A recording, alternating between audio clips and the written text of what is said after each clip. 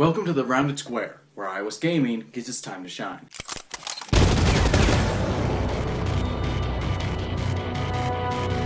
I'm quite aware that there are way too many military shooters out right now, but for me at least, Gameloft's take on the genre, Modern Combat 3, really does stick out of the crowd, and that's only partially because it's on the iPhone.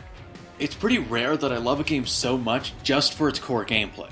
Usually, it's numerous traits the game possesses added together. In Fallen Nation's case, however, much of its appeal and uniqueness lies in the basic way it plays. Instead of the floaty, twitch-based style, which is very popular in, for example, Call of Duty, Modern Combat 3 feels a lot more grounded and deliberate.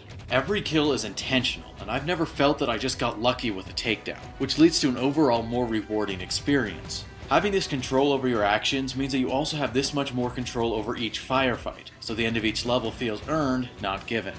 The single-player campaign is rather short, my first playthrough only lasting a little under 4.5 hours, but it is still incredibly enjoyable. The story follows a group of soldiers trying to stop the KPR, a rogue terrorist group out to, big shock here, launch a nuke at the US.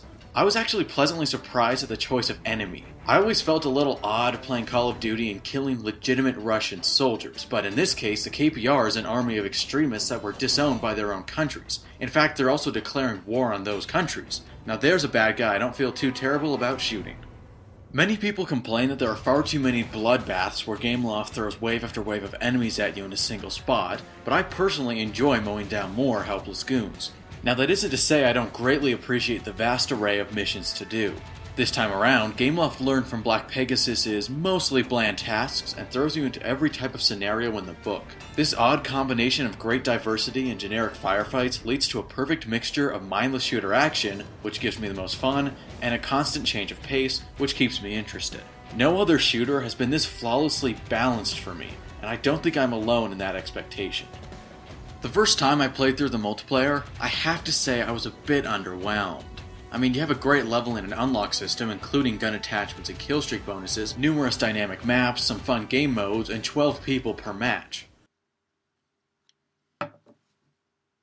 Wait, this isn't on a console. This is on my iPhone. The complete military FPS experience. In your pocket. That's all I got, and that's all it needs. That you will find in Modern Combat 3 Fallen Nation. That you will find in the Rounded Square. And since they're both shooters by Gameloft and I talk about it so much, I should say I do like Nova 2 more. The campaign was just as fun and diverse, but more memorable, and I really get behind the sci-fi style of multiplayer. So, in my mind at least, Nova 2 is still the best iOS game out there, and I don't think any game is going to come along to challenge that. Perhaps.